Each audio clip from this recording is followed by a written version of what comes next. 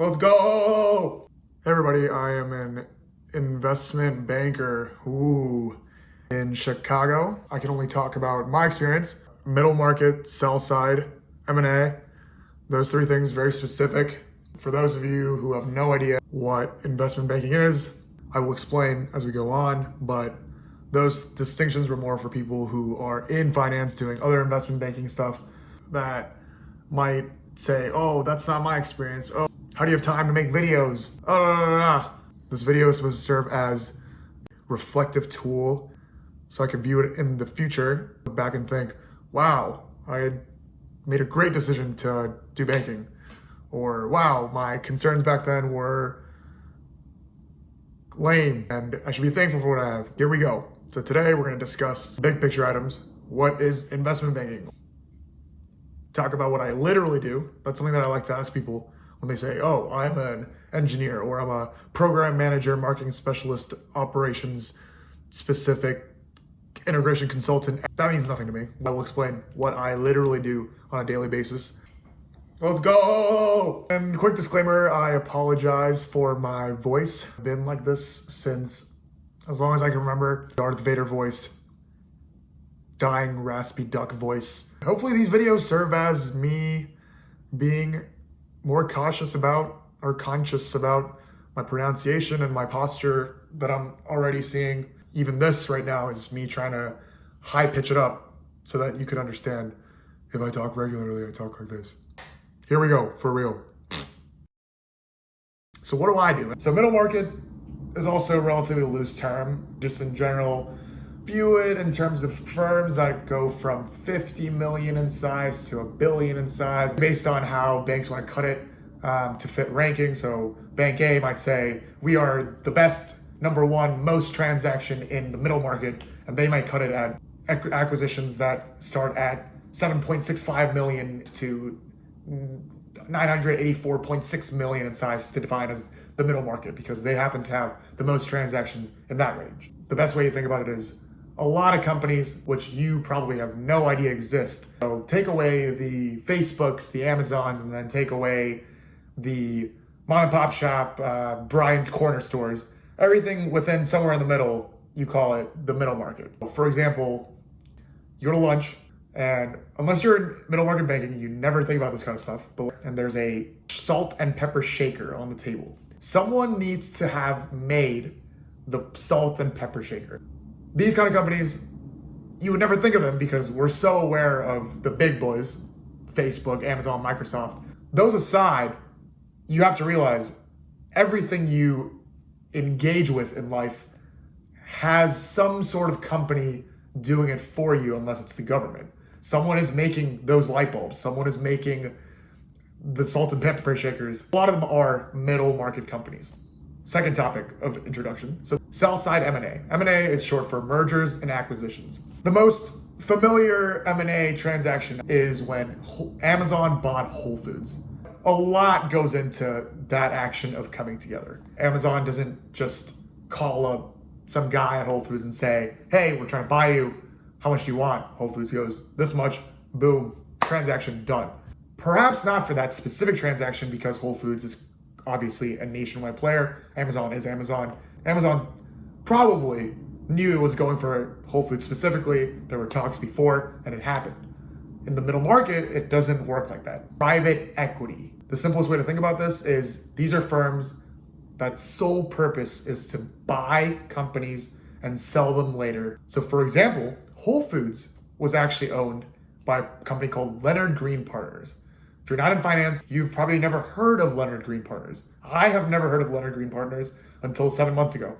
Leonard Green Partners owned Whole Foods. There's thousands of these private equity firms, many of them having billions in assets under management. So they all each individually own tens or maybe hundreds of companies. My job, in the most sexiest way possible, is enabling these private equity firms, or sometimes private owners of companies, to buy and sell companies they own in the case of private equity firms, or themselves in the case of private owners. So for example, if I am owner Brian's Salt and Pepper Shakers and I want to retire, I'm 60, and I want to make some money. I want to sell this company off, but I also care about the legacy. I care about the company getting bigger. So I approach a firm like the one that I'm working at and say, hey, I want to sell. Can you go to the market and see if anyone wants to buy my company? And that, in short, very short, is what I do for a living. It's that middleman action between two parties where one party wants to sell and one party wants to buy, and I become the bridge between those parties. Talking about work, outside of work. Let's just go through an entire timeline process, and I think that would be the easiest way. So majority of work that I do is from one private equity company to the next. So for example, I'm gonna go with the salt and pepper shaker. Let's say private equity A owns Brian's salt and pepper shaker. They've owned it since 2014. Now it's 2019. They've implemented a new CEO, made operations more smoother. They've found a better supplier for these salt and pepper shakers, so things are cheaper. So the revenue, the income, the EBITDA has greatly increased, and it's a more valuable asset than it was in 2014. Private equity A is ready to go to market. They're ready to sell Brian. Not sell Brian, I'm Brian. Sell salt and pepper, sell Brian's salt and pepper shaker. So they approach a firm like mine. Private equity A goes to bank. Disclaimer, typically this is not always how it works. There's relationships involved and rumors and whatnot, but for the purposes of illustration, private equity A goes to bank and says, hey, we're gonna sell salt and pepper. Bank wraps the salt and pepper in a nice little box called the SIP, confidential information, no information presentation. We say salt and pepper shaker is the leader of the market in this fragmented salt and pepper industry. This is a very recession resilient market. We're always gonna need salt and pepper shakers. They have a fantastic management team, robust ERP platform with CRM, CSM, ABC, XYZ, that represent Salt and Pepper Shaker Company in the best light possible. This is the best company. In 5 years, it's gonna be worth 10 times more. The bank comes up with a possible list of acquirers that might be interested in this company. So private equity companies that are interested in the salt and pepper shaker manufacturer space, or just food-related manufacturer space. There's also strategic buyers. I realize at this point you may be lost, and perhaps from the next video I have to draw a little diagram. There's a large universe of buyers, the bank, and they compile a list of potential buyers, and they take that package, the nice little wrap box presentation, and they send it out. Once all these firms and companies receive this presentation, they start running the numbers, and then they submit what's called an IOI, indication of interest. Typically it's a range, so for example, $100 million to $150 million. The bank chooses a handful of buyers, then we create what's called a management presentation. Salt and Pepper Shakers management goes on 2-3 weeks of marketing presentations in front of these potential buyers, tells them, hey, business is this great, we've grown it this much.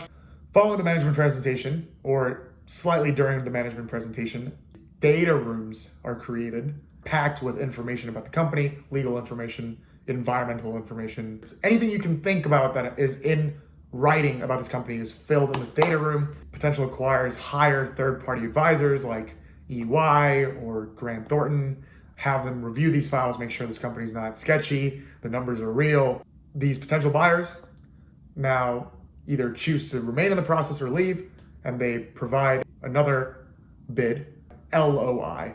This is more of a serious bid. The bank reviews them, talks through them with the potential seller, and then they end up choosing one of the buyers, obviously, and then the deal closes, hopefully. Client decides to sell. They package the asset in a nice box, go out to a bunch of buyers, receive indications of interest. They invite people to management presentations using a data room. They conduct due diligence. Then you receive LOIs, choose a buyer, and the deal closes. Capital has been magically created. This company now that was worth $100 million in 2014 sold for $500 million in 2019.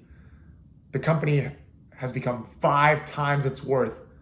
Easiest way to think about it is terrible comparison, but we are the Tinder of finance. You create the profile and mutually kind of swipe right, swipe left until there's a match. And then you grow. Yeah. Okay. Yes. Number 1, a lot of Outlook. Drafting a lot of emails, sending a lot of emails, receiving a lot of emails, and sending a lot of Outlook invites for meetings and calls. And I know I summarized it in 4 or 5 minutes, but that entire process takes 6 months to years. A lot of talking, a lot of parties involved, a lot of communication. Outlook, big. Number 2, PowerPoint, presentation. The SIP, the nice little box, is a presentation. MP is a presentation. There's a lot of marketing decks. There's cred decks. So our firm is this great. Please use us for your next transaction. There's a lot of memes and jokes about investment bankers spend most of their time arranging logos. I would not say most of the time, but you definitely do arrange hell a lot. When you first start the job, you're like, why does this matter? But as you get into the job, things start bothering you, and you realize if you were a client, if you're a prospective buyer, you receive the deck and something seems off, the professionalism is down, it bothers you, changes the mood. I get it now. And number 3, Excel. Excel is obviously huge in banking. You gotta model, you gotta cut data. You take a lot of notes during meetings, calls. Because this process takes so long and there's so much information, always nice to have every single detail written down so that you can use it later on. Another huge part is the diligence part. During this part, there's a lot of complexities and professionalism level things that, especially at the analyst level, you don't understand. And your role basically is to be the messenger out. The potential buyer will say, hey, can you provide the documents to deliver that message to the seller? The seller provides the document. I upload the document to the data room, and the buyer looks at the document in the data room. So a lot of these. I'm not dancing, but the delivery owl is my job. And here's a short clip of what I do at work. Another disclaimer, I'm in very bad posture. This is near the end of the night, so I've looked pretty dead. Number 3, I realized after 22 years of living through this video that I have a weird habit, very concerning habit of opening and closing my mouth while I zone out during work. You'll see. And this was before I shaved and have glasses on. Let's go!